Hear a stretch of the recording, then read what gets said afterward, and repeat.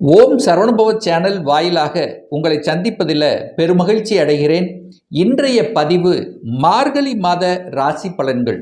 முதலில் இந்த மார்கழி மாதத்துக்குரிய கிரக நிலைகளை பார்க்கும் பொழுது இந்த மாதம் பார்த்தீங்கன்னா சுக்கிரனுடைய பெயர்ச்சி நடக்கிறது. எப்போ நடக்குது? மார்கழி மாதம் 5ஆம் தேதி, அதாவது 20/12/2025 அன்று சுக்கிர பகவான் விருச்சிகத்திலிருந்து தனுசு மனைக்கு இடம்பெயர்கிறார். அதே போல மார்கழி மாதம் 14ஆம் தேதி 29/12/2025 அன்று புதன் பகவான் விருச்சிகத்திலிருந்து தனுசு மனைக்கு பெயர்ச்சியாகிறது. ஏற்கனவே தனுசு மனையில் செவ்வாய் பகவானும் சூரிய பகவானும் அமர்ந்திருக்காங்க. ராகு பகவான் கும்பத்திலும் கேது பகவான் சிம்மத்திலும் வீற்றிருக்க சனி பகவான் மீன மனையில் அமர்ந்திருக்காங்க. இந்த மாதம் பார்த்தீங்கன்னா குரு பகவான் வக்ரமாக மிதுன மனையில் அமர்ந்து பலனை தரப்போகிறார். ஸோ இந்த கிரக அமைப்புகளை எல்லாம் வைத்துக்கொண்டு இந்த மார்கழி மாதம் என்ன மாதிரியான பலன்கள், சாதக பலன்களை பற்றியும் எந்த மாதிரியான தெய்வ வழிபாடு இந்த மாதத்தில் நமக்கு உகந்தது என்பதை பற்றி டீட்டெயிலாக 12 ராசிகளுக்கும் தனித்தனியே பார்க்க போகிறோம். அதற்கு முன்னால் நம்மளுடைய சேனலை நீங்கள் ஃபர்ஸ்ட் டைம் பார்ப்பவர்கள் என்றால் மறக்காம சப்ஸ்கிரைப் பண்ணிக்கிங்க. மீன ராசி அன்பர்களே, இந்த மார்கழி மாதம் என்ன பலன் எப்படி இருக்கும் அப்படின்னு பார்க்கும் பொழுது, இந்த மாதம் உங்கள் ராசிநாதனான குரு பகவான் வக்ரமடைகிறார். எங்க கேந்திரத்தில், அதாவது 4ஆம் இடத்துல வக்ரமாகிறார். அப்படி வக்ரமாகும் போது ஏதாவது கெடுபலன்களை நடந்து விடுமா அப்படின்னு ஐயம் நிறைய மீனராசி என்பவர்களுக்கு ஏற்படுத்தும். நிச்சயமாக இல்லை. ஏன்னா கேந்திரத்தில் தான் வக்ரமாகிறார். அதனால் நீங்கள் பயப்பட வேண்டிய அவசியம் இல்லை. ஏன்னா யோசிக்கக்கூடிய தன்மையை நீ உருவாக்கணும், அவ்வளோதான். அவசர முடிவுகளை மட்டும் எடுக்கக்கூடாது. அப்போ என்ன அர்த்தம் அப்படின்னா, ஸ்பீடாக வேலை செய்வீங்கன்னு அர்த்தம், அவசரப்பட்டு ஒரு முடிவு எடுப்பீங்கன்னு அர்த்தம். அப்போ அந்த இடத்தில் மட்டும் நிதான போக்கை கையாளுவது நல்லது. ஏன் நல்லது அப்படின்னா, 12ஆம் அதிபதி விரையாதிபதியாக இருக்கக்கூடிய சனி பகவான் உங்கள் ராசியிலே உட்கார்ந்திருக்கார். அப்போ உங்களுக்கு இந்த மீனராசி என்பவர்களுக்கு ஜென்ம சனி நடந்து கொண்டிருக்கிறது. அப்போ உங்கள் மனதை மறைத்து சில விஷயங்கள் நடந்துவிடும். அதனால தான் புதிய முயற்சிகளை மேற்கொள்ளும் பொழுது ஒரு தடவைக்கு 2 தடவை யோசிக்கணும். மீனராசி என்பவர்கள் இதை மனசில் வச்சுக்குங்க. மற்றபடி நீங்கள் ரொட்டீனாக செய்யக்கூடிய அத்தனை வேலைகளையும் செய்யலாம், எந்த தவறும் ஏற்படுத்த போவதில்லை. சரி, 2ஆம் அதிபதி தனத்தை கொடுக்கக்கூடியவன், தனஸ்தானத்தின் அதிபதியாக இருக்கக்கூடிய செவ்வாய் பகவான் 10ஆம் இடத்துல அமர்ந்திருக்கார். இந்த மாதம் 10 அப்படின்னாலே தொழில் ஸ்தானம் அப்படின்னு சொல்லுவோம். ஸோ அங்கே இருக்கார். தனாதிபதி போய் 10ஆம் இடத்துல இருக்கார். அப்போ 10 தொழில் தனம் கனெக்ட் ஆகுது. அந்த இடத்தில் செவ்வாய் 10ஆம் இடத்துல இருக்கும்போது திக்பலம் அடையுது. அப்போ வலிமை பெறுகிறதுன்னு அர்த்தம். அப்போ தனாஸ்தனாதிபதி வலிமை பெறுகிறது. குரு தன காரக கிரகம் உங்கள் ராசிநாதன் அங்கே பார்க்குறார். அப்போது தொழிலுக்காக சில முயற்சிகள் நீங்கள் எடுப்பீர்கள், நல்ல விஷயங்கள் நடக்க போகுதுன்னு அர்த்தம்.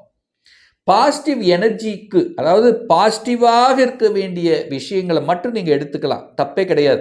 ஏன்னா சூரியனும் 10ல் உட்கார்ந்துருக்கார். திக்பலம், அதிகாரம், அட்மினிஸ்ட்ரேஷன். செவ்வாய் சூரியன் அதிகார கிரகங்கள் என்று சொல்லக்கூடிய செவ்வாயும் சூரியனும் தொழில் ஸ்தானத்தில் இருக்கு. அப்போ நிறைய மீனராசி என்பவர்களுக்கு அதிகாரம், பதவி தேடி வரக்கூடிய ஒரு மாதம் இந்த மார்கழி மாதம் அப்படிங்கிறத ஸ்ட்ராங்காக நம்ம எடுத்துக்கலாம். அதிகாரத்தில் போகும்போது உங்களுக்கு அழுத்தம் இருக்கும், ப்ரெஷர் இருக்கும். ஏன்னா 8ஆம் அதிபதியும் உங்கள் கூட வந்து அமர்றார். 8க்குரியவனும் 10ஆம் இடத்துல வர்றார். அப்போ 8ங்கிறது வலியா? அப்போது வலிங்கிறது என்ன நீங்கள் எடுத்துக்கோன்னா, கொஞ்சம் வேலைப்பளு அதிகமாக இருக்கிறதுன்னு அர்த்தம்.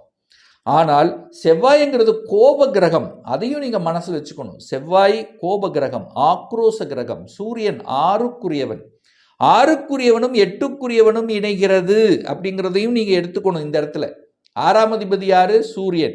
8ஆம் அதிபதி யாரு? சுக்கிரன். அவங்களும் வந்து 2ஆம் இடத்துல வந்து உட்கார்ற, அதாவது 10ஆம் இடத்துல வந்து உட்கார்ந்துருக்காங்க.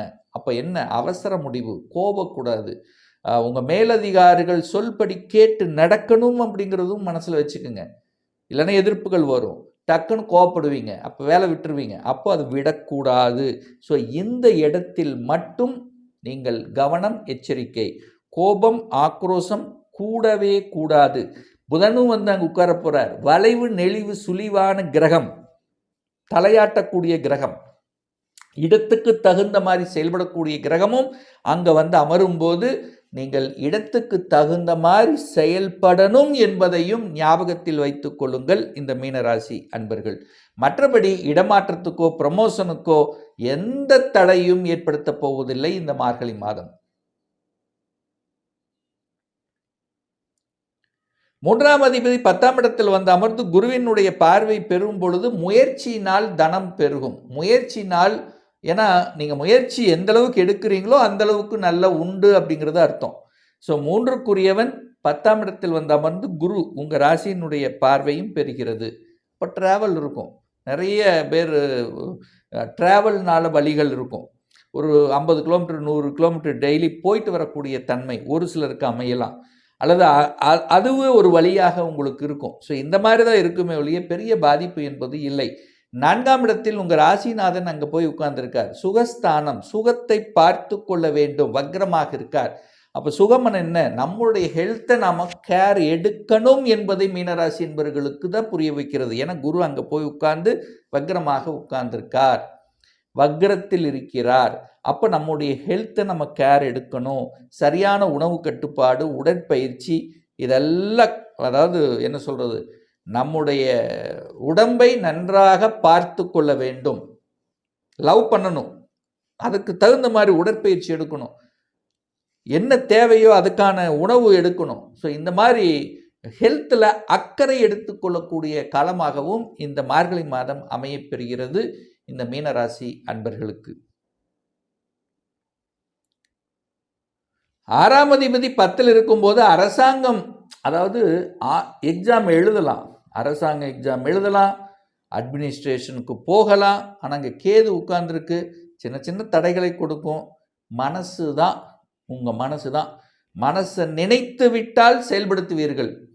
ஏன்னா இந்த மீனராசி அன்பர்கள் பார்த்தீங்கன்னா காலையில் பயங்கர சுறுசுறுப்போடு இருப்பாங்க, சாதிக்கணும் அப்படி அந்த ஒரு கெத்தாக இருப்பாங்க. சாயந்தரம் பார்த்தீங்கன்னா அப்படியே டல்லாக இருப்பாங்க, எழுதணுமா படிக்கணுமா. ஸோ அந்த எண்ணங்கள் மாறும். 2 நாள் பயங்கர வேகமாக இருப்பாங்க, மீது 2 நாள் அப்படியே கொஞ்சம் டல்லாக இருக்கக்கூடிய தன்மை. ஸோ உங்கள் மனம்தான், ஏன்னா மனதை மறைக்கிறது அந்த இருட்டு கிரகமான சந்திரன். உங்கள் ஜனன ஜாதகத்தில் இருக்கக்கூடிய சந்திரன் மீது, உங்கள் ஜனன ஜாதகத்தில் மீனராசி என்பர்கள் சந்திரன் மீனத்தில் இருக்கார். அந்த இடத்துல இப்போ கோச்சார ரீதியாக சனி பகவான் அந்த சந்திரன் மேலே வந்து உட்கார்ந்துருக்கார். அப்போ என்ன அர்த்தம், மனம் என்கின்ற சந்திரனை இருட்டு கிரகமான சனி மறைக்கிறது. அப்போ மனசு மறைக்கிறது, மனசு ஸ்டேபிள் இல்லை, மனதில் குழப்பம் இருக்கிறது. ஸோ இந்த மனசு ரீதியில் மட்டும் நீங்கள் ஸ்ட்ராங்காக வச்சுக்கிட்டா போதும். சார் இது எல்லாருக்கும் இப்படி இருக்குமா? நிச்சயமாக இல்லை. அந்த சந்திரன் உங்க ஜாதகத்தில் எந்த அளவுக்கு வலிமை பெற்றிருக்கார் அப்படின்னு பாருங்க. சந்திரன் வளர்பிறை சந்திரனாக இருக்கிறாரா, ஒளி தன்மையுடன் இருக்கிறாரா அப்படின்னு பாருங்க. வளர்பிறை சந்திரனாக இருந்து ஒளியோட ஒரு முழு நிலாவாக பௌர்ணமி பக்கத்தில் பௌர்ணமியாக இருக்கக்கூடிய சந்திரன் ஒளி பொருந்தி இருக்கும். அப்போ உங்கள் மனசு கெடுக்காது.